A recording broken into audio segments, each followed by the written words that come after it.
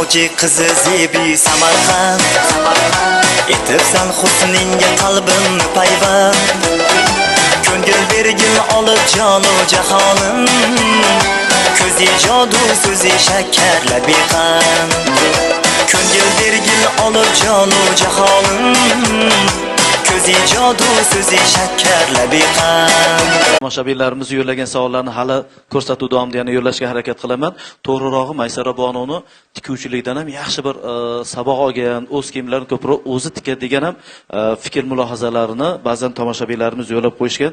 So'rangchi ustidagi kiyimlarni o'zlari tikkanmilar, o'zlarining ideyalarimi yoki sotib olganmilar degan savollar bor. Muxlis qiziquvchi ham bo'ladi. Hozir birinchisiga men javob beray, keyin hali tikuvchi menman demasangiz. Yo'q. Nimada Toshkent viloyatida O'zbekiston davlat filarmoniyalari o'rtasida o'sha vaqt ishlaymiz, birga ishlaymiz davlat filarmoniyada. Konkursga borganmiz. 12 ta viloyat bellashadi. Biz chiqdik, juri a'zolari o'tiribdi. Mas'ur Toshmatov, juda taniqli estrada xonandalari nimalar turibdi. Keyin biz tugatdik va Tashakkur. To'g'risi bu duetlaringizni mazza qildim. Ham birgalikda sizlar bilan raqsga tushib, ham sizlar bilan ijro etdim.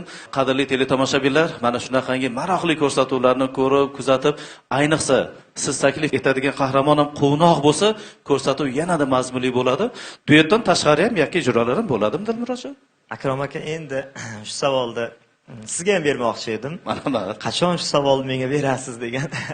Demak, kutib turuvdingiz va nihoyat berildi shu savol. O'zimda ilk qo'shig'im 2008-yilda san'atga kirib kelgan vaqtim. Necha yoshda bo'lgansiz unda? 16 yoshda bo'lganman. 16 yoshdan, maktab yoshida san'atda ilk ijro boshlangan. Ofarin. Ungacha ham bo'lganda o'zimda avtorskiy qo'shig'im bo'lmagan. Mualliflik qo'shig'im bo'lmagan. İlk qo'shig'imda o'sha Xurshid Tursunov bilan nima qilganmiz? Musiqasini yaratganlar. Ulug'bek Beknazarov so'zi